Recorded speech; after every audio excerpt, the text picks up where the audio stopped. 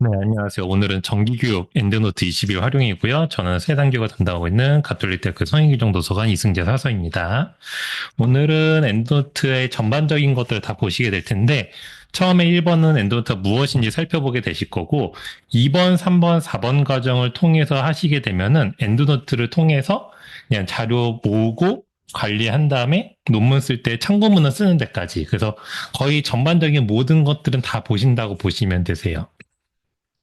엔드노트의 메뉴가 굉장히 많거든요. 근데 다 안 써도 됩니다. 그러니까 쉽게 보면 우리가 워드에 있는 메뉴 창에 있는 모든 메뉴를 다 써야지만 논문 한 편에 나오는 건 아니잖아요. 그중에 쓰는 것만 쓰니까.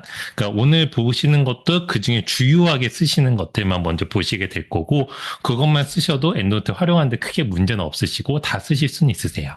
자, 엔드노트라는 프로그램을 쓰는 이유는 일단은 너무나 많은 논문들이 등장을 이제 하게 됩니다. 선생님들 연구 활동하시면서. 근데 이미 뭐 잘하고 계실 거예요. 뭐 이렇게 폴더 정리나 이런 걸 잘하고 계시는데 이게 너무 많아지게 되면은 이제 점점점 관리도 힘들어지고 하기 때문에 이런 걸 좀 편리하게 하기 위한 서지 관리 도구 프로그램이라는 것들이 등장을 했는데 이 영문명으로는 레퍼런스 매니지먼트 소프트웨어라고 하게 됩니다.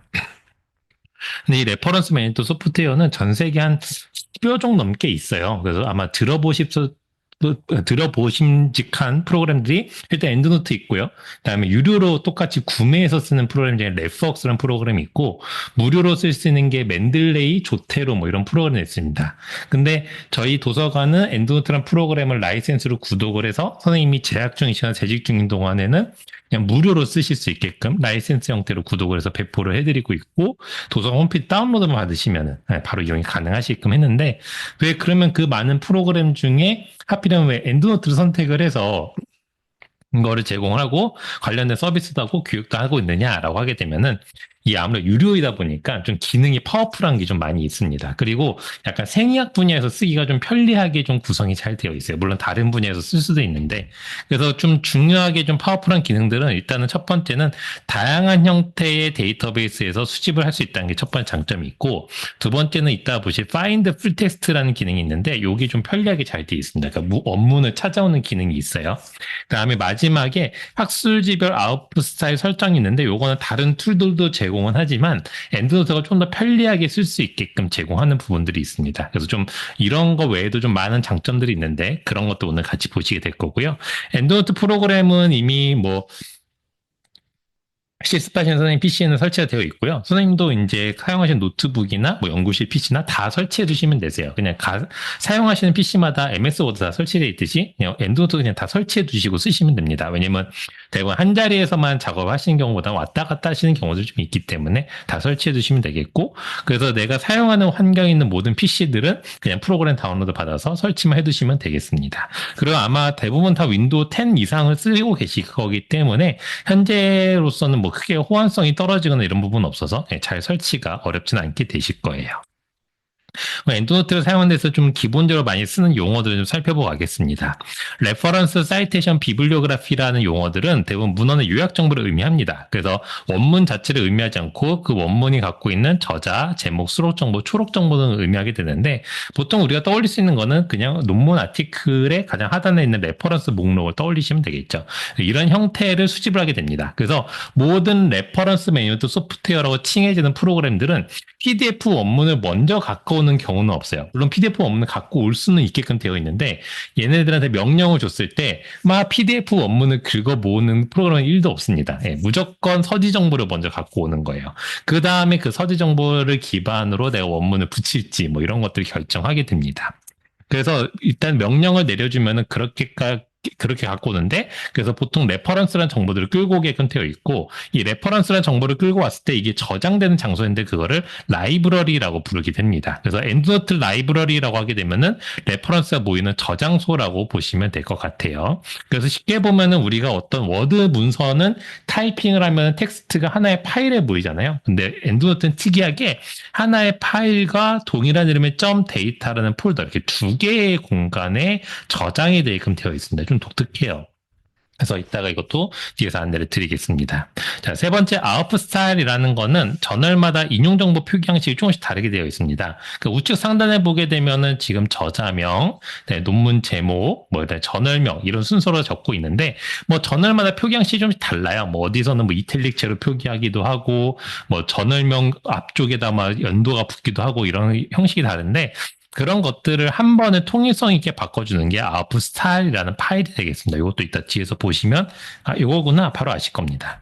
네 번째는 필드 코드라는 명칭이 있는데 필드 코드라는 명칭은 MS 워드라는 프로그램과 엔드노트가 결국은 서로 간에 연관을 지어서 서로 간에 정보를 주고받고 정보를 서로 간에 삽입을 하게 될 텐데 그런 과정 중에서 이거는 외부에 있는 프로그램의 정보가 들어왔습니다. 즉 워드에 가 아닌 엔드노트에 있는 정보가 들어왔습니다라는 걸 보여주는 매크로가 이 필드 코드가 될 겁니다. 이따 뒤에서 이것도 같이 설명을 드릴 거예요. 엔드노트 화면은 이렇게 생겼습니다. 그래서 이제 계속 사용을 하시다 보면은 이 화면을 계속 보게 되는데 이 3열로 구성이 되어 있다고 보시면 되세요. 그래서 가장 좌측에서 우측으로 이동하는 그림입니다.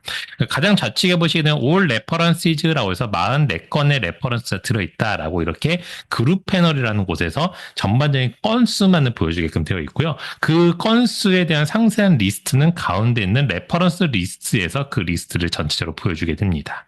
그럼 이 리스트 안에 있는 것들 중에서 하나의 항목을 클릭을 하시게 되면은 가장 우측에 있는 썸머리라는 탭에서 그 상세적인 정보들, 제목과 초록 정보들을 볼 수 있게끔 돼 있어서 왼쪽에서 오른쪽으로 이렇게 넘어간 3열 구성이다라고 보시면 될 것 같아요.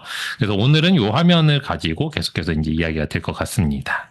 그러면 이제 레퍼런스라는 걸 수집을 하려면은 라이브러리라는 공간에 들어가게 된다고 말씀드렸는데 이 라이브러리라는 거 한번 생성을 해보고 한번 해보도록 할게요. 라이브러리를 생성하시는 엔드노트 프로그램을 실행하시고 바로 메인 하면서 크리에이터 뉴 라이브러리를 누르셔도 되시고 상단 파일에 뉴 버튼 누르셔도 됩니다. 자, 이제 온라인에 계신 선생님들도 엔드노트 프로그램 설치하셨을 텐데 엔드노트 설치했으면 바탕화면에 엔드노트 아이콘이 있거나 또는 여기 윈도우 버튼 누르셔서 시작 버튼 누르셔서 네, 설치된 프로그램의 엔드노트 이쪽을 가셔가지고 엔드노트 실행하시면 될 거고요. 실행하시면 처음에 팝업 창 같은 게 나올 수가 있어요. 그래서 요 시작 창이 안 나오고 팝업 창이 나타날 수 있는데 팝업 창은 다 일단 이그노어 디스 해주시면 됩니다. 뭐 업데이트하라고 나올 수도 있고 그다음에 지금 이제 엔드노트 새로운 버전이 나올 거라서 이제 계속 광고가 뜨고 있는 중인데 그것도 일단 이그노어 디스 해두시면 되세요. 업데이트는 그냥 나중에 다시 엔드노트 프로그램 실행하면은 또 팝업 창이 또 등장하거든요. 그때 그냥 해주시면 됩니다. 업데이트는 그냥 무료로 계속 되고 있기 때문에 현재는 지금 헬프에 About 엔드노트 20일 들어가면은 21.3으로 되는데 21.5까지 올라가 있는 상태인데 이게 크게 뭐 문제는 없습니다. 그냥 작은 버그 픽스 정도 약간 이렇게 가고 있기 때문에 크게 문제는 없고요. 그 다음에 엔드노트 홈페이지 가서도 이제 나오긴 하는데 엔드노트 2025라는 버전이 이제 곧 나올 예정입니다. 근데 아직 정확하게 언제 나옵니다라고는 안 나왔어요. 그러니까 원래 엔드노트 항상 버전명이 뭐 엔드노트 19, 엔드노트 20, 21 이렇게 숫자가 올라갔는데 이번에 2025로 이제 처음으로 이렇게 나오게 됩니다. 근데 여기에 이제 새롭게 등장할 것들은 이제 좀 저도 기대를 하고 있는 기능 중에는 여기에 나와 있는 여기 AI라는 게 이제 붙게 된다고 합니다. 그래서 이게 도대체 얼만큼 큰 기능들을 해줄지는 잘 모르겠어요. 근데 이런 것들을 좀 기대를 하고 있는 중인데 엔드노트 2025 버전이 나오게 되면은 우선 홈페이지에 공지가 될 거고 그다음에 그 관련돼서 저희가 확인 이제 프로그램이 안정성이 있는지 좀 체크를 합니다. 그다음에 이제 저희가 배포하게끔 돼 있어서 그 시간이 조금 걸리긴 할 것 같아요. 자, 그럼 이 상태에서 이제 한번 일단 20일 버전으로 해보도록 하겠습니다. 여기서 크리에이터 뉴 라이브러리 누르시게 되면은 어디 위치에다가 저장할 건지 물어보게 되는데 오늘은 교육이니까 저는 그냥 바탕화면 쪽에 저장할 건데 선생님들은 이제 나중에 내가 정리하는 폴더들에다 잘 저장하시면 될 것 같고 이름은 myendnote.library.enl이 기본 이름이 돼 있는데 요건 쓰지 마시기 바랍니다. 왜냐면은 선생님들이 워드 문서를 만들 때도 문서 1, 문서 2 이런 걸 안 만드시잖아요. 그러니까 이 내용이 무엇인지를 확인하는 선생님들만의 규칙이 있으실 거예요. 뭐 저 같은 경우는 대부분 생성한 날짜에다가 뭐 거기다 이제 프로젝트명이나 관련된 이름들을 적고 있고 그 뒤에 뭐 버전명을 쓰고 뭐 이렇게 하는데 선생님들은 선생님 이제 편하신 이름을 하시면 되고 저는 일단 교육이니까 교육이라는 이름을 만들도록 하겠습니다. 만들게 되면 이렇게 비어있는 형태의 엔드노트 라이브러리가 완성이 됩니다. 이 상태가 이제 우리가 세문서를 하나 만드는, 그러니까 워드에서 세문서 하나 만드는 작업이라고 보시면 될 것 같아요. 이런 식으로 하나의 세문서를 만들어서 여기다 이제 정보를 수집하는 개념이 되겠습니다. 자, 이 상태에서 조금 확인해 주셔야 될 건 뭐냐면은 첫 번째는 우리가 만든 것들에 대해서 보게 되면은 파일만 하나 만들어진 게 아니라 파일 이름과 동일한 점 데이터 폴더가 만들어졌을 텐데요. 이거 한번 저도 보여드리게 되면은 지금 제가 만든 것도 역시 마찬가지로 이렇게 엔도트 라이브러리를 만들었지만은 제 바탕화면 쪽에 보게 되면 이렇게 두 개가 만들어졌습니다. 하나는 .en이라는 형태의 파일이 되겠고 동일한 이름의 .data 폴더가 하나 만들어졌어요. 그래서 이렇게 엔도트는 하나 만들게 되면은 이렇게 파일 하나만 생성되지 않고요. 파일과 폴더가 동시에 이렇게 같이 만들어지게 됩니다. 이 파일과 폴더가 동시에 만들어진다는 건 뭐냐면 이 두 개가 같이 있어지면 역할을 할 수 있다는 거예요. 그래서 선생님들이 만약에 내가 다른 사람한테 내 연구에 모아놓은 엔도트 라이브러리를 전달하겠다라고 하면은 이 두 개를 반드시 압축을 해서 어떤 프로그램이라든지 압축을 하셔서 그 압축된 하나의 파일로 전달해 주셔야 됩니다. 그리고 내가 그 압축된 파일을 받았으면 압축을 해제하고 그 다음에 실행을 하셔야지만 정상적으로 이용이 가능하시게 돼 있고 선생님도 내가 다른 PC로 이동해서 가겠다라고 하면은 압축을 해서 뭐 이메일이나 USB로 전달해서 띄우시면 되세요. 그다음에 요새는 사실상 이메일 뭐 이런 것보다는 이제 클라우드 서비스 많이 쓰잖아요. 구글 드라이브, 원드라이브, 드랍박스 이런 걸 많이 쓰시는데 그 상태로 전달은 하셔도 되긴 하지만은 교환에서 써놨듯이 이 클라우드 상에서 실행을 하시게 되면 오류가 발생할 때가 있습니다. 이게 무슨 뜻이냐면은 요 ENF 파일과 데이터 폴더를 내가 그대로 그냥 압축 안 하고 그대로 클라우드 상에 올릴 수는 있어요. 그냥 바로 올리면 되니까요. 드래그 앤 드랍 해버리면 되죠. 올라간 상태에서 그 상태에서 엔드노트 프로그램 실행하면 실행됩니다. 그리고 정상적으로 수집도 잘 되는 것 같아요. 근데 나중에 보면은 정보가 좀 누락돼 있거나 또는 뭔가 작업을 할 때 갑자기 에러 메시지가 도출될 때가 있습니다. 그게 왜 그러냐면은 일반적인 워드나 파워포인트 같은 경우는 파일이 하나이기 때문에 저장 방식이 되게 단순해요. 그리고 작업 방식도 단순하기 때문에 그냥 클라우드상에서 작업을 해도 아무런 문제가 없게 되어 있습니다. 엔드노트는 ENF 파일과 데이터 폴더를 두 개로 구분하다 보니까 이 저장 방식이 좀 일반적인 것보다 좀 복잡하게 돼 있어서 클라우드상에서 잘 작업이 안 되게끔 돼 있고 이거는 엔드노트 공식 홈페이지에서도 아예 안내를 하고 있습니다. 우리 거는 클라우드상에서 실행하시면 안 됩니다. 오류가 발생할 수 있습니다라고. 그래서 가능하시면 클라우드는 백업하는 용도로만 쓰시면 되시는데 가장 크게 실수하신 경우들은 언제냐면은 대부분 클라우드 폴더들이 이렇게 내가 내 문서 폴더를 열었을 때 이 좌측에 보시게 되면 지금 제 PC에도 원드라이브 퍼스널이라고 이렇게 써 있잖아요. 그러니까 이런 식으로 이 폴더 형태로 내 폴더에 이렇게 들어가 있어요. 클라우드 서비스들이. 그러니까 그냥 이거 내 컴퓨터인가 하고 여기다 올려놓으시고 작업하시거든요. 근데 잘 보면 이렇게 구름 모양 막 이런 거 써 있잖아요. 예, 클라우드 상태라는 거 보여주기 때문에 그런 것들 좀 참고하셔서 주의하셔서 쓰시면 되겠습니다. 자, 그럼 펌메드에서 정보를 한번 수집을 해볼 건데 오늘은 검색 시간은 아니기 때문에 정보 검색은 간단하게 진행하고 그 다음 바로 수집을 해볼 건데요. 수집하시는 방법은 이렇습니다. 검색된 결과 화면에서 Send to 버튼을 누르시고 Citation Manager라는 네 번째 버튼을 누르시게 되면은 셀렉션 옵션이 등장하게 되는데 여기서 건수를 선택하시고 Create 파일을 누르시게 되면은 파일이 하나 다운로드 되게 되는데 그 받은 파일을 열기를 실행하시게 되면은 다음 페이지에 있는 것처럼 리스트업된 정보들을 확인할 수 있게 됩니다. 한번 여기까지 해보도록 하겠습니다. 일단은 도서 홈페이지 통하셔서 펌메드 접속을 해주시면 되겠고요. 펌메드에 접속을 하신 뒤에는 그냥 검색은 오늘은 뭐 교육은 아니기 때문에 그냥 아무거나 검색하시면 되겠습니다.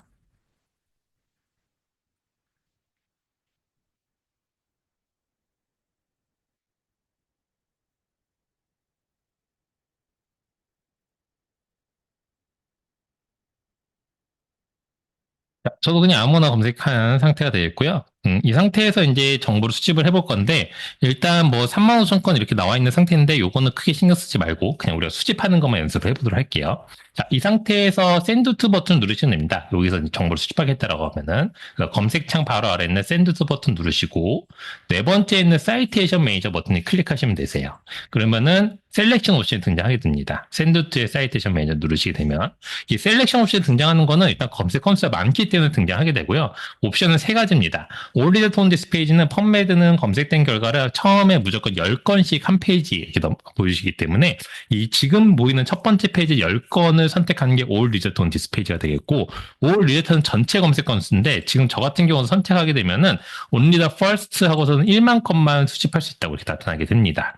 그러니까 무슨 뜻이냐면은 3만 건 이렇게 검색을 했을 때 3만 건이 다 수집을 한 번에 할 수는 없고요. 만 건씩 끊어서 밖에 할 수가 없게끔 되어 있습니다. 그래서 이거 끊어서 검색 하시려면은 이 상태에서 내가 1번부터 10,000번 이렇게 번호 지정이 안 돼요. 그래서 이 연도를 줄여가지고 이런 식으로 그래서 내가 개수를 좀 조정해서 한번 보내고 또 그 다음에 연도 거 보내고 뭐 이런 식으로 좀 조정을 하긴 해야 됩니다.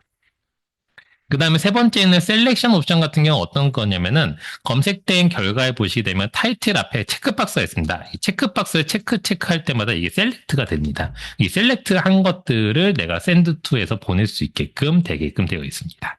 그래서 이렇게 셀렉션이 되어 있는데, 일단은 한 번에 너무 많이 하면 오래 걸리니까 저희가 올 리스트 온 디스플레이를 10건만 한번 해볼까요? 올 리스트 온 디스플레이 찾고 크리에이트 파일 누르시게 되면은 저는 지금 엣지라는 브라우저를 써서 우측 상단에 파일이 다운로드 된 게 나오는데 뭐 좌측 하단에 나올 수도 있고 여러 군데 나올 수 있는데요. 일단 다운로드 됐다라고 하게 되면 해당되는 파일을 실행하시게 되면은 열려져 있는 엔드노트 라이브러리로 정보가 들어온 걸 확인할 수 있게 됩니다. 뭐 이렇게 하면 이제 수집이 끝난 거예요, 바로. 자, 그렇게 되는 거고. 혹시 안 되시거나 뭐가 궁금하시거나 다시 보여줘야 되는 것도 다시 봤으면 좋겠는 게 있으시면은 줌에 온라인에 계신 선생님들은 채팅으로 남겨주시면 제가 바로바로 확인하고 답변 드릴 수 있도록 하겠습니다. 온라인에 계신 선생님들은 채팅으로 남겨주시면 되겠어요. 자, 그러면 일단 한 번 더 해볼게요. 이번에는 어떻게 해볼 거냐면은 이 상태에서 그냥 바로 하는 게 아니라 대부분은 아티클 하나 들어가셔서 보게 됩니다. 그래서 아무 아티클 한번 들어가 볼까요? 들어가셔서 타이틀과 대부분 뭐 초록을 읽으시고 쭉 읽으시고 그다음에 원문을 확인하기 위해서 도서관 홈페이지 통해서 들어오셨으니까 우측에 있는 풀텍스트 링크스에서 Find It 이 버튼을 클릭하시게 되겠죠. 이 Find It 버튼을 클릭하시게 되면은 여기 있는 그럼 바로 도서관에서 갖고 있는 풀텍스트 파인더를 통해서 원문에 제공할 수 있는 링크를 확인할 수 있고 이 링크를 누르시면 PDF 원문까지 보실 수 있게 됩니다. 그럼 이렇게 원문을 확인하고 이 아티클을 내가 좀 보관하고 싶다라고 하시게 되면은 이 상태 아티클 하나 보고 있는 상태에서 똑같이 Send to 버튼에 사이테이션 매니저 클릭하시면 되겠고요. 샌드2의 사이테이션 매니저 클릭하시게 되면 이번에 셀렉션 옵션이 등장하지 않습니다. 아티클이 하나이기 때문에 이 상태 똑같이 크리에이트 파일 누르시게 되면은 파일이 하나 다운로드 될 거고 똑같은 파일을 실행하시게 되면은 역시나 하나가 들어오게 됩니다. 그럼 이 상태에서 좀 자세하게 좀 뜯어보게 되면은 이런 것들을 확인할 수 있게 되는데 자, 일단은 앞전에 10건을 수집을 했는데 하나만 지금 보이잖아요. 이거 왜 그렇게 돼 있냐면은 좌측에 보시면은 imported reference라는 그룹으로 지금 지정이 되어 있는데 요거는 가장 최근에 작업한 것들이 여기에 표시가 됩니다. 그래서 누적은 올 레퍼런스로 계속 누적이 될 거고요. 그러면 이제 이 다음에 제가 만약에 3개를 또 수집한다? 그러면 imported reference가 3으로 바뀌고 이렇게 계속해서 imported reference는 변하는 값이라고 보시면 되겠습니다. 자, 그 다음에 또 확인하셔야 될 거는 지금까지 제가 다운로드를 받았잖아요. 우리가 이제 다운로드를 받았는데 그러면 다운로드 폴더에 가면은 지금까지 받은 이 펌맷에서 준 파일들이 있을 텐데 요거는 갖고 있지 않아도 됩니다. 요건 다 지우셔도 돼요. 어차피 내가 이걸 더블 클릭해서 엔드노트로 담아놨기 때문에 이 정보는 굳이 필요 없어서 이건 다 지우셔도 크게 문제는 없습니다. 그래서 저 다운로드 받은 파일은 지우셔도 된다. 자, 그 다음에 지금 내가 선택된 이 올 레퍼런스에서 이렇게 파일을 이렇게 선택을 하시다 보면은 우측에 있는 썸머리 탭에서 쭉 이렇게 초록까지 정보를 확인할 수 있다는 걸 확인할 수 있게끔 되어 있으세요. 그렇죠? 이렇게 초록 정보까지 다 보여서 이렇게 내려가면서 하나씩 보일 수 있게끔 되어 있고 그 다음에 또 한 가지 더 보실 수 있는 것들은 그 썸머리 탭 옆에 보시면 에디트란 탭이 보이시게 될 텐데 에디트란 탭을 누르시게 되면은 이 항목별로 들어오게 어떤 내용들이 들어왔는지 볼 수 있습니다. 그러니까 클릭 한 번으로 저자명, 연도, 타이틀뿐만 아니라 뭐 DY, 초록 정보들까지 다 들어왔다는 거를 에디트 탭을 통해서 보실 수 있으세요. 그다음에 에디트란 탭의 이름에 맞춰서 이 각각의 박스들은 메모장 역할을 합니다. 그래서 선택을 클릭을 하시게 되면은 커서가 깜빡깜빡이게 되고요. 여기서 직접 편집을 할 수 있게 됩니다. 편집할 수 있다는 건 내가 타이핑을 한다거나 뭔가 지울 수 있기 때문에 잘못 들어온 정보를 지운다거나 또는 정보를 추가하거나 이런 작업들이 가능하게끔 되어 있으세요. 그러면 요 에디트 탭을 좀 더 활용할 수 있는 방법은 무엇이 있냐면은 대부분은 이렇게 레퍼런스를 수집을 하고 나면은 이 레퍼런스에 그냥 이 정보 그대로 넣는 게 아니라 내가 여기에다 뭔가 주기를 달고 싶을 때가 있습니다. 그러니까 이 레퍼런스는 어떤 내용들이 내가 참고해야 된다거나 어떤 주기 정보가 필요할 때는 대부분 이렇게 스크롤 내리시다 보면은 비어 있는 곳들이 있거든요. 이런 비어 있는 곳들을 활용하시면 됩니다. 근데 이 비어 있는 곳들을 보시게 되면 왜 이게 잘못 들어온 건가 안 들어온 건가 생각할 수도 있는데 사실상 이 모든 정보가 다 필요한 건 아니고요. 엔드노트는 들어올 가능성 있는 모든 필드를 다 만들어 놓은 상태라고 보시면 됩니다. 그래서 그 중에 그냥 선택적으로 출판사가 필요한 것들만 집어넣는 거라서 굳이 다 들어올 필요는 없어요. 근데 이 중에서 그러면은 어떤 건 들어올 수도 있고 안 들어올 수도 있잖아요. 그럼 내가 안 들어올, 정말로 안 들어오는 곳을 선택해서 내 주의를 남기면 되는데 대부분 어디가 아예 안 들어오냐면은 요 내리치다 보면은 키워드 바로 위에 보이시는 레이블, 요거는 절대 정보가 안 들어오고요. 네, 더 내려가 초록 지나서 더 내려가 보시게 되면은 리서치 노트라는 부분인데 여기도 절대 정보 안 들어옵니다. 이 두 군데 정도는 내가 주기를 남기셔도 크게 문제는 없고 그 위에 다른 필드도 더 쓰셔도 되는데 대부분 2개 이상 정도 쓰시면 될 것 같아요. 그럼 대부분 여기다가 주기를 남기실 때는 내가 어떤 그 코드를 주시면서 주기를 남겨주시면 좋습니다. 그래서 뭐 넘버링을 부여하면서 내가 어떤 규칙성이 있는 넘버를 잡고서는 1번은 어떤 내용, 2번은 어떤 내용 이런 식으로 나만의 규칙을 만들어 두시고 주기를 남기시면 좋습니다. 왜 그러냐면 이렇게 이제 주기를 남겼어요. 예를 들어서 이 상태에서 이제 이 정보가 변경됐으니까 우측 상단에 있는 세이브 버튼을 통해서 변경 사항을 저장해 주시면 됩니다. 이 세이브 버튼은 내가 어떤 에디트에서 편집을 하면은 세이브로 항상 저장해 주시면 되세요. 그럼 제가 다른 정보에도 또 2번 뭐 주기 뭐 이런 식으로 남겨놓고 뭐 다른 정보에도 또 3번 주기도 남겨보도록 하겠습니다. 이런 식으로 뭐 01번이 이제 총일성 이게 010101 들어간 것들 뭐 이렇게 2번이 들어간 것들 이런 식으로 쭉 들어가게 되겠죠. 자, 그 다음에 이제 우리 하게 되는 작업들은 이 리스트에서 1번 주기를 남긴 것들, 2번 주기를 남긴 것들끼리 이렇게 좀 정렬을 해서 보고 싶게 될 거잖아요. 그러면 그 정렬을 해서 볼 수 있는 방법은 이렇습니다. 지금 제 화면에는 리서치 노트 탭이 나와 있는데 이게 없으신 분들도 있으실 거예요. 이게 없으신 경우들은 어떻게 하셔야 되냐면은 이 열의 항목명을 보시면 타이틀, 저널, 이어, 어서 이런 부분들이 있는데 이 열의 항목명에서 마우스 오른쪽 클릭을 해보시면 마우스 열의 항목명에서 그러니까 다른 데서 하시면 안 되고 열의 항목명에서 마우스 우클릭을 하시게 되면은 이런 식으로 내가 어떤 항목을 표시할 건지를 선택하는 옵션이 등장하게 됩니다. 그래서 엔드노트는 각각의 화면에서 어느 위치에서 마우스 우클릭을 하시느냐에 따라서 각각의 팝업 메뉴들이 좀 다르게 나타나는데 열의 항목명에서 하시게 되면은 내가 디스플레이하고 싶은 항목명들을 설정할 수 있게끔 되어 있고요. 그럼 저는 지금 여기서 아래쪽으로 쭉 내려가 있는 리서치 노트를 활성화시켜 놓은 거예요. 그래서 여기 한 개 리서치 노트 항목이 보이게 되는 겁니다. 그럼 내가 남겨놓은 주기들을 이 리스트에서 이렇게 볼 수가 있게 되겠고 이것들을 다시 정렬을 시키고자 하면은 이 열의 항목명 이름을 클릭하시면 됩니다. 열의 항목명을 클릭하실 때마다 오른차순, 내림차순을 계속 정렬이 바뀌게끔 되어 있고요.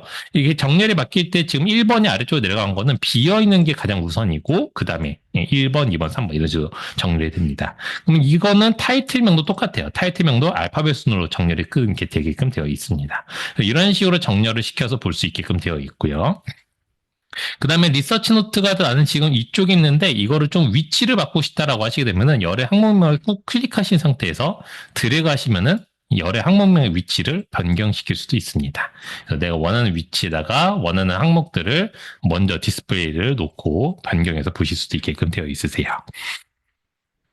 네, 지금 저 같은 경우는 우측에 있는 썸머리 탭을 제가 지금 좀 보여드리려고 닫아놨는데 이렇게 썸머리 탭이 닫아진 경우에 다시 살리고자 하실 때는 그냥 아무 레퍼런스나 더블 클릭하시면 된다. 이거 더블 클릭하시면 이렇게 썸머리 탭 다시 살아나고 이게 다시 또 닫으면은 닫히고 이런 식으로 썸머리 탭은 이런 식으로 살아날 수 있게끔 되어 있습니다. 한 요 정도만 보시면은 이 창 자체를 쓰시는 거 크게 문제는 없고 대부분 윈도우 기반의 일반적인 폴더 창이랑 좀 유사하게 생겨가지고 크게 어렵지는 않습니다. 그러면 이제 다른 데이터베이스들도 이제 수집하는 것들을 다 배우시면 좋은데, 사실상은 이걸 다 하려면 시간이 좀 많이 부족해요. 그래서, 제가 좀 캡처를 다 떠났습니다. 그래서 만약에 내가 사용하는 데이터베이스들이 있다면은 그 데이터베이스 화면들을 보시고 캡처된 그 내용들을 따라가시면 되겠는데, 일반적인 과정은 펌메드랑 좀 유사합니다. 그냥 검색하고, 검색된 결과에서 내가 내려받고자 하는 레퍼런스 개수 선택하고, 그 다음에 익스포트 등의 이름은 조금씩 다른데, 그 메뉴명이 있어요. 그래서 그거 메뉴명을 클릭하시면은 파일이 받아지고 실행하시면 됩니다. 그럼 지금부터는 DB 특성만 좀 설명을 드릴 건데 지금부터 보여드린 모든 데이터베이스들은 도서관 홈페이지에 보시게 되면은 서치 메뉴의 데이터베이스 이 메뉴에서 다 보실 수 있게끔 되어 있습니다. 여기 있는 데이터베이스들 중에서 선생님들이 검색하실 때 좀 쓸만한 데이터베이스들을 뽑아놨는데요.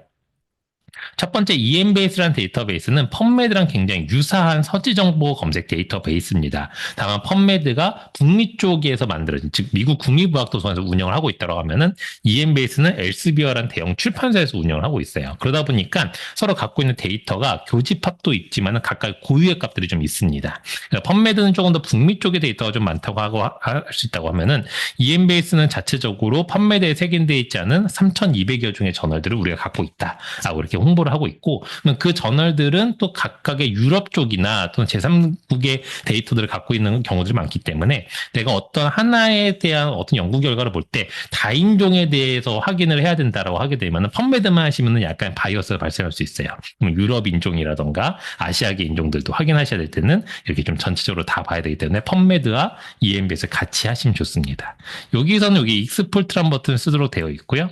똑같이 이런 식으로 익스포트 누르시고 다운로드 받아서 파일을 실행하게끔 되어 있습니다. 그 다음에 또 검색할 때 쓰시면 하는 건 웹 오브 사이언스라는 데이터베이스인데, 앞전에 EMBase는 생의학이나 이런 보건학 쪽에 좀 치중되어 있는 데이터베이스라면 웹 오브 사이언스는 전주제 분야를 다루고는 있습니다만, 이 전주제 분야 중에서도 우리가 알고 있는 SCI급 저널들만 여기 들어가 있어요. 그래서 웹 오브 사이언스 검색하면 다 SCI급 저널들만 거의 나옵니다. 그래서 특별하게 내가 내 논문 자체의 어떤 근거 자료들로 SCI급 저널들을 하고 싶다라고 하면 웹 오브 사이언스 검색하시면 되시겠고, 이 웹 오브 사이언스가 또 하는 역할이 뭐가 있냐면은 여기 아티클 여기 검색 결과 우측에 보면 조금 틀렸는데 14라는 숫자가 있어요. 이게 뭐냐면은 이 논문의 피인용 횟수예요. 그래서 우리가 내 논문의 피인용 횟수를 제출하거나 이렇게 연구 업적을 제출할 때는 여기서 조회하시는 게 맞습니다. 이게 공식 사이트가 되겠습니다. 그래서 선생님이 잘 알고 있는 임팩트 팩터 뭐 이런 거 있잖아요. 그것도 다 이 회사에서 하는 거예요. 웹 오브 사이언스 만든 이 클레리베이트라는 회사가 SCI도 관리하고 저널 임팩트 팩터도 관리하고 지금 우리가 배우고 있는 엔드노트 프로그램도 만든 회사입니다. 그러니까 이게 다 같은 회사에서 만들고 있어서, 그래서 여기서는 아예 익스폴트라고 누르면 엔드노트 데스크탑 이렇게 아예 버전도 구분해서 해주고 있습니다. 그 다음에 스코프스라는 데이터베이스는 앞전에 보셨던 그 웹 오브 사이언스처럼 피인용 횟수를 똑같이 표시를 해줘요. 그래서 가장 우측에 사이티드 바이 하고서는 피인용 횟수를 보여주긴 하는데, 여기는 아까 웹 오브 사이언스는 SCI급 저널들을 보여준다고 하면은 스코프스는 자체적으로 스코프스 등재 저널이라는 이름으로 하고 있습니다. 스코프스 등재 저널들은 우리가 잘 알고 있는 세계대학 평가 이런 거 할 때도 많이 적용하는 값이기 때문에 그래도 좀 저명한 저널들이 들어가 있다라고 보시면 될 것 같아요. 여기도 아까 전에 봤던 EMBase 운영하던 엘스비어 출판사에서 운영하고 있습니다. 여기는 이렇게 조금 더 단계가 많지만 똑같이 여기 엔드노트라고 설정되어 있는 걸로 익스포트 해주시면 되세요. 그다음에 시나 같은 경우는 간호학 쪽에 계신 선생님들만 쓰시면 되세요. 왜냐면 여기는 간호 주제만 있습니다. 그래서 간호 주제에 학술 논문, 학위 논문, 그다음에 컨퍼런스 자료 이렇게까지만 있어요. 그래서 이렇게 보시면 되겠고, 그 다음에 코크란 라이브러리는 그 2차 임상 문헌이라고 해서 우리가 쉽게 말하면 체계적 문헌 고차, 시스템 리뷰가 진행된 논문들, 그리고 RCT 논문들, 랜더마이즈 컨트롤 트라이얼 논문들만 모여져 있습니다. 그러니까 일반적으로 오리진 아티클은 케이스는 여기 아예 없어요. 그래서 여기에 있는 것들은 무조건 그렇게 어떤 2차적인 임상 문헌이기 때문에 검색 결과는 펀메드보다 훨씬 적게 나타날 수밖에 없게 돼 있지만은 그 증거 수준이 높은 논문들이 등장한다라고 보시면 되겠습니다. 여기는 각각의 탭별로 좀 나눠서 해야 된다라고 제가 교환에 써놨기 때문에 이 DB를 보시는 경우에는 그렇게 확인하시면 되겠습니다. 리스는 한번 같이 해보도록 하겠습니다. 이 국내 DB라서 한번 같이 해보도록 할게요. 자, 리스는 아까 말씀드렸던 도선 홈페이지에 들어오셔서 로그인 하시고 서치 메뉴에 데이터베이스 들어가신 다음에 알파벳으로 이렇게 쭉 나열이 되어 있기 때문에 R 쪽에 가시면 됩니다. R 쪽에 가셔서 RISS 리스 선택하시면 되겠습니다. 리스. 물론 이제 국내 DB를 나는 보고 싶다라고 하시게 되면은 요 위에 보시면은 이 전체라고 되어 있는 여기에 국내 DB라고 되어 있기 때문에 국내 DB하고 전체 이렇게 해두시게 되면은 국내 DB들이 링크 이렇게 되어져 있어요. 자, 리스는 캐리스 한국교육학술정보에서 운영하고 있고요. 전주제 분야를 다루고 있습니다만 그 중에서도 이제 학술지 유형별로 나누고 있습니다.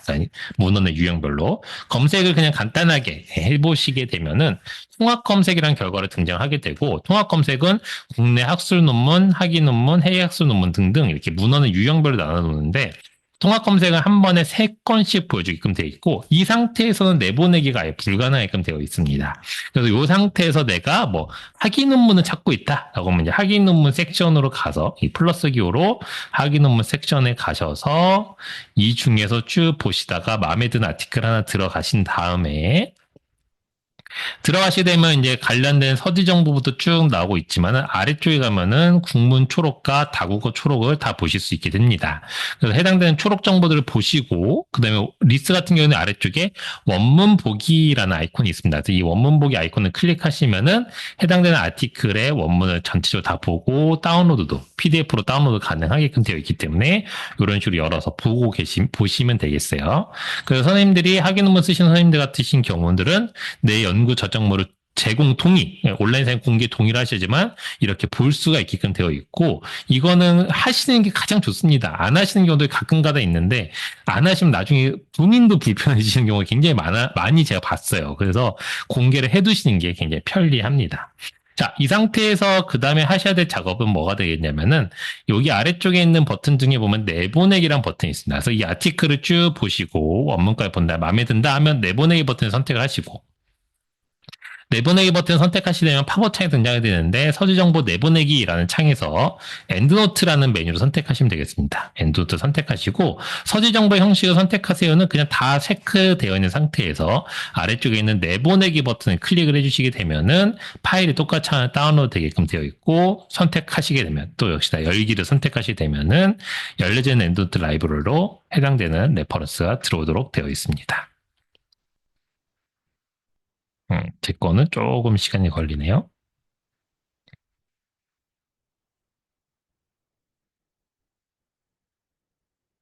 네, 이제 들어왔습니다. 그래서 이런 식으로 들어오게 되고 역시나 마찬가지로 우측에 보시되면은 한글로 잘 들어와 있는 것들을 확인할 수 있게 됩니다. 그래서 이렇게 한글도 잘 들어오는구나라는 걸 확인할 수 있게 되는데 가끔가다 리스트에서 수집하시게 됐을 때 이런 경우가 생길 때가 있어요. 다른 부분들은 크게 잘 들어오는데 초록의 경우에 가끔씩 이렇게 특수문자 형태로 다 깨져서 들어오는 경우가 있어요. 그러니까 한글이 아예 안 들어요. 한글 초록이 아예 다 깨져서 나오고 영문 초록은 그 다음에 바로 이어서 나오거든요. 무조건 한글 초록 끝나면은 영문 초록이 바로 붙어 나오는데 영문 초록은 잘 나오는데 한글 초록 다 깨져 나올 때가 있습니다. 예, 그럴 때는 더 당황하지 마시고 이게 깨져서 나온 부분은 다 지우시면 됩니다. 깨져서 나온 부분 다 지우시고 그 다음에 내가 아까 전에 익스포트 받았던 리스 화면을 가시게 되면은 국문 초록이 있었잖아요. 그래서 그걸 그대로 다 드래그 하셔서 카피, 우클릭해서 카피하시고 엔드노트로 오시게 되면은 여기 아까 메모장과 똑같다고 말씀드렸잖아요. 그래서 마우스 우클릭하시면은 컷, 카피, 페이스트 메뉴가 있습니다. 페이스트 해버리시면은 똑같이 한글 초록 붙여놓을 수 있고 이 다음에 세이브 해주시면 되세요. 이런 식으로 저장해 주시면 되겠습니다. 자, 이런 식으로 이제 저장을 하고 내가 오늘 이제 수집 작업 다 끝났다 하면은 엔드노트는 그냥 닫으시면 되세요. 그 무슨 뜻이냐면은 대부분 우리가 워드 같은 경우도 문서 작업을 하고 나면은 파일 메뉴에서 세이브하고 종료하잖아요. 근데 여기 세이브 버튼 누르면은 비활성화돼 있어요. 왜냐면은 이 세이브 버튼은 언제만 쓰냐면은 여기 편집했을 때만 세이브가 활성화됩니다. 그래서 평소에 그냥 세이브 누르려도 저장이 안 되는 게 뭐냐면은 엔드노트 이 레퍼런스, 여기 있는 레퍼런스 리스트에 있는 것들은 한번 들어오자마자 바로 저장이 끝나요. 그러니까 자동 저장이 계속 돼버립니다. 그래서 내가 만약에 100건을 수집을 했다. 그래서 100건이 쭉 들어오자마자 만약에 정전이 돼서 PC가 꺼졌어요. 그래도 다시 캐시기게 되면은 100건은 그냥 그대로 안정화가 돼 있게 들어와 있는 상태가 되어 있습니다. 그래서 그냥 이 상태로 닫으셨다가 다시 엔드노트 프로그램을 내가 만약에 실행을 한다라고 하시게 되면은 엔드노트를 실행해 주시고 그 다음에 실행하면서 오픈 on existing library 또는 파일의 오픈 라이브러리, 그러니까 불러오기 하시면 되겠죠. 불러오기 하셔서 내가 작업했던 ENL 파일, 그러니까 데이터 폴더를 열으시게 되면은 아무것도 없어요. SDB 뭐 이렇게 나옵니다. 그러니까 데이터 폴더 아무것도 없고요. 이 ENL 파일을 클릭하셔서 열으셔야지만 엔드노트 라이브러리가 열리게끔 되어 있습니다. 가끔가다 데이터 폴더 안에서 막 뒤지시는 경우가 있는데 없고요. ENL 파일에만 있다. 기억하시면 되겠습니다. 자, 그다음 국내 문헌은 제가 DBPR도 구독을 하고 있습니다. 그래서 DBPR에서도 역시나 마찬가지로 임용하기를 통해서 받으실 수 있게끔 되어 있어요. 그래서 이런 식으로 똑같이 받으시면 되겠고 원문도 DBPR에서 열리기 때문에 원문은 여기서 보시면 되겠습니다. 그 다음에 지금까지 설명드렸던 모든 데이터베이스들의 선생님들이 보시는 저널 중에서 이 데이터베이스에 없는 저널들도 있어요. 모든 데이터베이스 다 저널을 갖고 있는 건 아니기 때문에. 그러면 나는 이 저널 내가 너무 좋아하는 저널인데 이런 식의 경우에는 그 저널들도 각자 메뉴들은 있습니다. 근데 명칭이 조금씩 달라요. 출판사별로. 뭐 아까 엘세비어 같은 경우에 익스폴트 이렇게 쓰고 있는데 뭐 스프링거 회사 같은 경우에 사이트 아티클 이런 식으로 쓰는데 대부분 뭐 내보낸다, 인용한다라는 의미를 가진 버튼이 있으면 눌러보시면은 대부분 이렇게 엔드노트라고 이렇게 아예 써놨습니다. 그래서 이렇게 엔드노트가 써 있으니까 또는 RIS라고 돼 있는 거 선택하시면 되세요. 엔드노트로 안 써 있으면 RIS라고 선택된 거를 선택하시면은 똑같이 파일 받아질 거고 받아진 파일 실행하시면은 똑같이 들어오게 되어 있습니다. 이렇게까지 이제 설명을 쭉 드렸는데 대부분 이렇게 데이터베이스만 다 수집하는 게 아니고 웹페이지 자료 인용도 되게 많아졌고요. 책 자료를 인용하시는 경우도 있는데 이런 경우는 자동 반입 기능이 아예 없습니다. 일반적인 도서관을 꽂히는 책을 자동으로 반입할 수 있는 기능이 없겠죠. 그래서 이런 경우는 어떻게 지원하느냐? 모든 참고 문헌을 제공하는 이런 사이트들이 프로그램들이 직접 입력 방식을 쓰고 있습니다. 그래서 이용자가 저 연구자가 직접적으로 내가 만드는 건데요. 만들 땐 어디서 만드느냐? 상단 레퍼런스즈 메뉴 중에 뉴 레퍼런스 선택하시게 되면은 하나의 팝업 창이 등장하게 될 거고요. 여기서 새롭게 만드는 겁니다. 만드실 때는 가까이 비어 있는 필드들마다 그냥 관련된 내용들을 다 집어넣어서 해주시면 되는데. 이때 주의하셔야 될 거는 다른 항목들은 그냥 다 입력 그냥 쭉쭉쭉 하시면 되세요. 근데 저자명 항목만 좀 입력할 때 주의하시면 됩니다. 한 줄에 한 명씩의 저자명 입력하셔야 되세요. 지금 화면에 보이시는 것처럼 여러 명의 저자가 있잖아요. 이거를 한 명 쓰고 엔터로 내리고 한 명 쓰고 엔터로 내리고 이렇게만 해주시면 됩니다.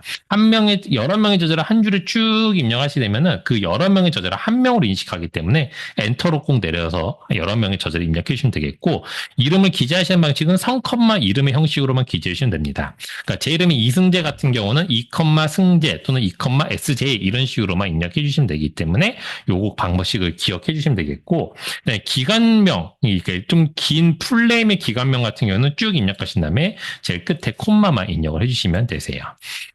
자, 그럼 비어있는 필드에다 도대체 어떤 값들을 입력해야 되는가라고 할 때 대부분은 학술지의 투고 규정에서 요구하는 주요된 항목들만 입력을 해주시면 됩니다만, 그럼 어떤 값들을 요구합니까? 라고 또 이제 물어보세요. 왜냐면 이제 투고 규정을 다 일일이 보셔야 되니까.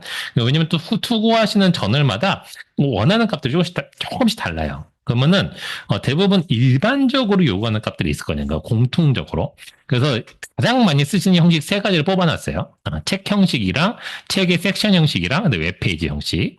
책 형식은 어떤 경우냐면은 책 한 권을 한 명의 저자가 그러니까 한 명이든 여러 명이든 저자들이 전체를 다 쓰신 경우가 책 형식이에요. 그때는 저자, 연도, 타이틀, 출판지역, 출판사 정도만 입력해 주시면 됩니다. 그 이외에 추가적인 정보들은 그냥 내가 봤을 때 필요하다 싶으면 입력하시면 되세요. 북섹션 형식은 뭐냐면은 책 맨 앞에는 그 책의 에디터들의 이름이 있고요. 책 챕터별로 저자들이 다 나눠져 있는 경우가 북섹션 형식이에요. 그러면 나는 챕터 11번 챕터를 인용하겠다라고 하게 되면은 그 저자명과 타이틀 항목에는 그 11번 챕터의 저자명과 제목명을 기재해 주시면 되겠고, 그다음에 전체 에디터와 북타이틀에는 그 책의 저자와 도서명을 기재하시면 됩니다. 그래서 가장 지금 우측에 보이는 그림이 북섹션의 예시예요. 그래서 지금 요 같은 경우에는 챕터 타이틀과 챕터 저자명을 입력을 해놓고 북의 전체 에디터와 북 제목 이렇게 입력한 케이스가 되겠습니다. 웹페이지는 좀 보여드릴게요. 한번 같이 하시면은, 좀 보시면은 좀 더 편리하시더라고요. 그래서, 그냥 아무 사이트나 해보는 것보다는, 요새 이제 통계청에 있는 국가통계 포털 같은 거 인용들을 많이 하시니까, 여기 사이트를 한번 가보도록 하겠습니다. 자, 여기 사이트에서 그냥 아무거나 들어갈게요. 국내 통계 중에 주제별 통계 들어가서, 보건 쪽에, 암 등록 통계에서 그냥 아무거나 찍어보도록 하겠습니다. 자, 제가 지금 이제 조회한 이 테이블의 통계표를 가지고 제 인트로덕션에다 인용을 하고자 해요. 이 숫자들을 가지고. 근데 여기에 보시면 여러 가지 버튼들은 있지만은 엔드노트로 내보내기란 버튼은 없습니다. 그러면은 내가 이거를 가지고는 어떻게 해야 되느냐라고 할 때 대부분은 이 자체의 정보를 보고 내가 여기서 메타데이터들을 좀 생각을 해서 입력을 엔도트에 해주시면 되는데 다행히 코시스 같은 경우는 여기 주소 출처라는 버튼이 있어요. 테이블의 상단에. 주소 출처를 누르시게 되면은 이런 식으로 출처를 적으셨으면 좋겠습니다라고 이렇게 추천 방식이 좀 있습니다. 여기에 있는 정보들을 좀 참고하시면 되겠죠. 그러면은 한번 만들어 볼게요. 자, 엔드노트에다 이 정보를 갖고 계서 상단 레퍼런스즈 메뉴 중에 뉴 레퍼런스 선택을 하는 겁니다. 뉴 레퍼런스 선택을 하고 그러면은 조그만 팝업 창이 하나 등장한다고 말씀을 드렸어요. 자, 이 나타난 팝업 창에다 이제 제가 입력을 할 건데 이 팝업 창이 좀 크니까 제가 좀 줄여서 이렇게 해놓도록 할게요. 이렇게 줄여서 같이 보실 수 있도록.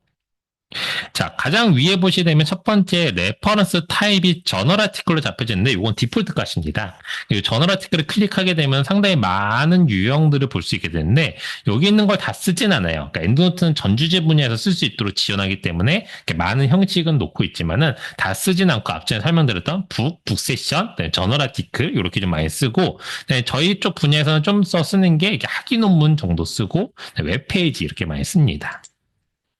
그래서 최근에 어떤 분이 질문 주신 게 뭐냐면은 그 국가에서 발간한 거버먼트 다큐먼트 요걸로 하면 되나요? 또는 그 연구 보고서 같은 경우에는 리포트로 하면 되나요? 이렇게 물어보셨는데 이거 이렇게 세세하게 안 쓰셔도 상관없어요. 예를 들어서 리포트 자료가 그 책자 형태로 발간이 됐어요. 그래서 ISBN이라는 번호가 붙어 있는 책이거든요. 그러면 책으로 나왔으면 그냥 북으로 쓰면 됩니다. 근데 요새 보고서들 대부분 다 온라인을 공개하잖아요. 무료로. 그래서 그럴 때는 그냥 웹페이지로 쓰시면 되세요. 그러니까 아까 거버먼트 다큐먼트도 그냥 온라인상에 공개되어 있는 그냥 PDF 자료다? 그럼 웹페이지로 하시면 됩니다. 그러니까 크게 어렵지 않게 이제 세부적으로 나누지 않고 그냥 이렇게 좀 퉁쳐서 쓰셔도 크게 문제는 없습니다. 자, 그러면 웹페이지로 좀 작업을 해볼게요. 자, 이 상태에서 저자명 같은 경우는 지금 다행히 여기 보건복지부라고 출처가 밝혀져 있습니다. 그래서 보건복지부에서 이 자료를 만들었구나 라고 하였으니까 여기다가 보건복지부하고 끝에 컴마 아까 말씀드렸죠.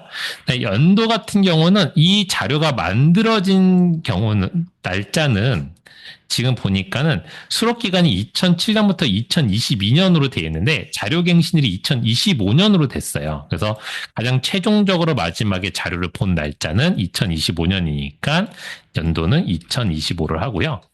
제목 같은 경우는 지금 제가 보고 있는 게 암 등록 통계였잖아요, 처음에. 그러면 암 등록 통계가 제목일까? 또는 코시스 국가 통계 포털이 제목일까? 여러 가지 고민들을 많이 하시는데, 사실상 이 테이블의 제목을 하시면 됩니다. 그래서 24개 암종, 그냥 그대로 카피하셔서 하시면 되세요. 그러니까 왜 이렇게 쓰게 되냐면은, 제가 이 참고문을 작성해서 서론에 인설트를 할 거고, 그 다음에 이게 제 논문의 참고문의 목록에 들어갈 거잖아요. 그러면 다른 연구자는 분명히 이 제목을 구글에다 검색할 거예요. 이 똑같은 테이블의 원문을 보고 싶으면. 그렇죠? 보건복지부 2025 이렇게 쭉. 그러면 이 제목을 써주면 이 페이지에 랜딩이 될 텐데 여기 제목에다가 코시스 국가통계포털 하면은 메인 화면이 나와버리잖아요. 못 찾잖아요. 그래서 주소를 적는다라고 생각하시면 됩니다. 자, 그 다음에 출판 지역과 출판사는 알 수 있으면 쓰면 되는데 지금은 알 수 없고 퍼블리셔는 그냥 보건복지부인 건 알고 있죠. 뭐 이런 식으로 써주면 됩니다. 그다음에 어세스 이어와 어세스 데이트는 굉장히 중요합니다. 그래서 오늘 일자를 쓰게끔 되어 있어요. 여기는. 그러니까 내가 가장 최근에 이 자료를 마지막으로 확인한 일자를 어세스 이어, 어세스 데이트에 써주셔야 되는데 이거 왜 쓰냐면은 지금 1월 16일에 이게 마지막으로 자료 갱신됐어요. 그래서 제가 3월 달에 본 겁니다. 근데 제가 나중에 이걸 투고하거나 할 때쯤에는 제가 이 레퍼런스 잘 갖고 있다가 3개월, 6개월 뒤에 논문 쓸 수도 있잖아요. 그럼 그때쯤 보니까 갑자기 자료가 그 사이에 갱신이 됐을 수도 있잖아요. 그러면 그때 이 날짜를 체크를 하고 그때 맞춰서 이 날짜를 다시 바꿔주게끔 되어 있는 겁니다. 이런 식으로. 그래서 이 날짜는 가장 내가 마지막에 확인했던 날짜를 써주시면 되겠고요. 그 다음에 제일 중요한 정보는 가장 마지막에 있는 URL 정보인데 URL 정보는 여기 상단에 있는 이 주소를 쓰진 않고요. 다행히 코이스 국가 통계 포털은 각각 테이블별로 주소를 이렇게 만들어 놨습니다. 여기다 이렇게 주소 URL을. 이거 그대로 복사 떠서 내 엔드노트에 구성하던 곳에 넣어주시면 되겠죠. 그다음에 간혹가다 물어보신 경우도 있는데 URL 주소가 너무 길 때가 있어요. 이제 뭐 국가 보고서나 이런 거 하다 보면은 엄청 길 때 있거든요. 그럼 그냥 통으로 넣으셔야 되세요. 그 축약 URL을 쓰시면 안 됩니다. 축약 URL은 원래 논문에는 안 쓰게끔 되어 있어서 그냥 웹페이지 URL이 막 세 줄, 네 줄 나올지라도 그냥 다 통으로 집어넣는 게 맞아요. 그래서 그렇게 집어넣으시면 되겠습니다. 물론 가장 중요한 거는 이렇게 이제 하고서 다 작업이 끝났으니까 세이브 버튼 누르시게 되면은 이제 이 레퍼런스가 끝난 거예요, 작업이. 그래서 이렇게 웹페이지 작업이 끝났고 잘 썼는지를 보고자 하면은 이제 내 라이브러리 들어와서 해당되는 레퍼런스 선택하고 썸머리 탭을 선택하시고 난 다음에 아래쪽에 보시게 되면은 이렇게 좀 창이 또 하나 더 있어요. 썸머리 탭 아래쪽에 창이 더 있습니다. 만약 이게 안 보이시는 경우들은 이렇게 돼 있을 수 있어요. 이렇게 아래로. 근데 이 경우에는 요 가장 우측에 있는 꺽쇠, 우측 하단에 꺽쇠기로 누르시면 이게 펼쳐지게 됩니다. 이 레이아웃은 이렇게 드래그해서 꼭 클릭하시고 드래그 하시면 늘어나고 줄어들 수 있는데 여기를 넘버드라는 형식으로 바꿔보게 되면은 이게 무슨 뜻이냐면은 이런 식으로 논문에 인용될 겁니다라고 미리 보기 창이에요. 이 레퍼런스를 인용하면 이렇게 보일 거예요. 근데 보건복지부에서 나온 24기 암종 어쩌고에 2025년에 업데이트된 25년 3월 25일로 확인했고 available from URL. 그럼 잘 인용이 된 거죠. 이런 식으로 내가 잘 썼구나 이렇게 확인할 수 있고 가장 중요한 건 이 URL을 클릭했을 때 해당되는 페이지로 바로 랜딩이 되는지를 확인하시고 잘 랜딩이 됐으면은 완벽하구나 이렇게 보시면 되겠습니다. 자, 이런 식으로 이제 웹페이지까지 작성해 주시면 되세요. 그 다음에 앞전에 데이터베이스 설명을 쭉 드리면서 구글을 빼먹었는데 구글 같은 경우 왜 빼먹은 건 아니고 펀메드 교육자의 설명은 드리지만은 구글은 펀메드의 보조적인 수단을 쓰셔야 되기 때문에 먼저 설명을 드리지는 않습니다. 그래서 뒤쪽에 설명을 드린 거고 구글 같은 경우에는 이렇게 하셔야 됩니다. 어떻게 하셔야 되냐면은 자, 구글 학술 검색에 들어가서 보게 되면은 그냥 검색을 했을 때는 엔드노트로 내보내는 버튼이 없기 때문에 가장 좌측 상단에 보이시는 선 3개를 누르셔서 설정 메뉴에 들어가셔야 됩니다. 설정 메뉴에 들어가셔야 되고 설정 메뉴에 들어가시면은 서지 관리 프로그램이라고 제일 처음에 나오는데 여기를 엔드노트의 인용 정보 가져오기 링크를 표시합니다를 꼭 설정을 해주셔야 되고 요거는 한 브라우저에 설정하시면 거의 그대로 계속 가거든요. 근데 가끔가다 이제 쿠키를 삭제하신다거나 뭐 이런 작업들 웹브라우저 초기 하시면은 이게 다시 원래대로 돌아가 있을 때가 있어요. 그러면 그때마다 설정해 주시면 됩니다. 그다음에 저장해 주시게 되면은 그 다음에 검색을 하시고 나면 여기에 엔드노트로 가져오기란 버튼이 활성화됩니다. 근데 이 엔드노트로 가져오기란 버튼이 활성화는 되는데 여기서는 한 번에 여러 개의 아티클을 못 갖고 오게 되어 있어요. 하나씩만 이게 하나씩밖에 안 됩니다. 똑같이 클릭하시면은 똑같이 파일 다운로드되고 열기 실행하시면은 똑같이 들어오게끔 되어 있습니다. 자, 그리고 구글 학습에서 수집할 때 간혹가다 에디트 탭에 보면 이 전월명 항목인데 이게 누락될 때가 있거든요. 이거는 자주 일어나지는 않아요. 어쩌다 일어나시게 되면은 여기 매뉴얼을 보고 확인하시면 되겠습니다. 그 다음에 참고하실 게 엔드노트 클릭이라는 게 있는데 엔드노트 클릭이 뭐냐면은 그 크롬 같은 경우 쓰시게 되면은 이제 우측 상단에 확장 프로그램이라는 게 있습니다. 확장 프로그램. 확장 프로그램이라는 것들이 있는데 이 확장 프로그램 관리에 들어가 보시게 되면 내가 지금까지 설치한 프로그램이 등장하게 되는데 가끔가다 엔드노트 설치하시고 나면은 이런 식으로 엔드노트 클릭을 추가하시겠습니까? 라고 자꾸 물어보는 파보창이 뜰 때가 있어요. 그러면 선생님들이 이제 당황을 하십니다. 이거 추가를 안 하면 엔드노트 뭐라고 써있으니까 엔드노트를 못 쓰는 건가? 라고 생각하시는데 이거는 그냥 그 크롬 브라우저에 붙는 플러그인이기 때문에 설치 안 하셔도 상관없어요. 그리고 엔드노트 사용에 지장이 없는 프로그램이고요. 그냥 옵셔널하게 제공하는 프로그램입니다. 이게 하는 역할은 뭐냐면은 뭐 클릭 한 번으로 연구 논문에 접근 이렇게 돼 있는데 우리가 오픈 어세스로 열려져 있는 논문들 같은 경우에 원래 이제 PDF 아이콘 눌러야지만 열리게끔 돼 있잖아요. 그 단계 한 단계를 줄여주는 플러그인인데 안 쓰셔도 크게 문제는 없습니다. 저도 잘 안 쓰긴 합니다.